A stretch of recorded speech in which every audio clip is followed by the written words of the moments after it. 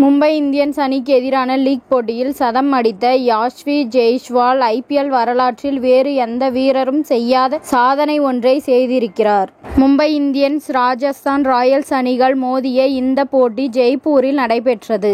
இந்த போட்டியில் முதலில் பேட்டிங் செய்த மும்பை இந்தியன்ஸ் அணி 20 ஓவர்களில் 9 விக்கெட்டுகள் இழந்து 179 ரன்கள் எடுத்தது.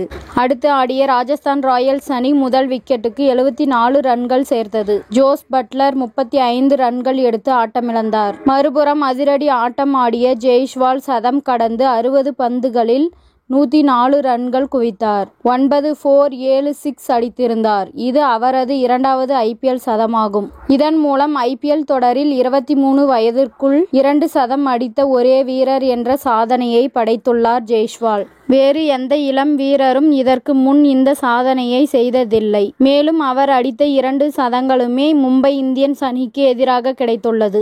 இதன் மூலம் ஒரே அணிக்கு எதிராக அதிக சதம் அடித்த வீரர்கள் பட்டியலும் இடம்பெற்று இருக்கிறார் ஜெய்ஸ்வால். இந்த பட்டியலில் KL ராகுல் மும்பை அணிக்கு எதிராக 3 சதம் அடித்து முதலிடத்தில் இருக்கிறார். Chris Gayle, Virat Kohli, David Warner, Jos Buttler ஆகியோரும் ஒரே அணிக்கு எதிராக 2 முறை சதம் அடித்து உள்ளனர்.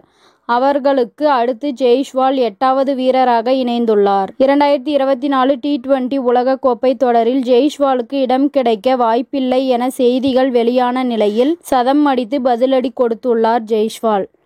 இத்துடன் இந்த செய்தி முடிவடைகின்றது. நன்றி, வணக்கம். மீண்டும் அடுத்த வீடியோவில் சந்திப்போம். மேலும் இது போன்ற சுவாரஸ்யமான தகவல்களை அறிய தமிழ் சிறை சேனலை சப்ஸ்கிரைப் பண்ணுங்க, ஷேர் பண்ணுங்க, லைக் பண்ணுங்க மற்றும் கமெண்ட் பண்ணுங்க.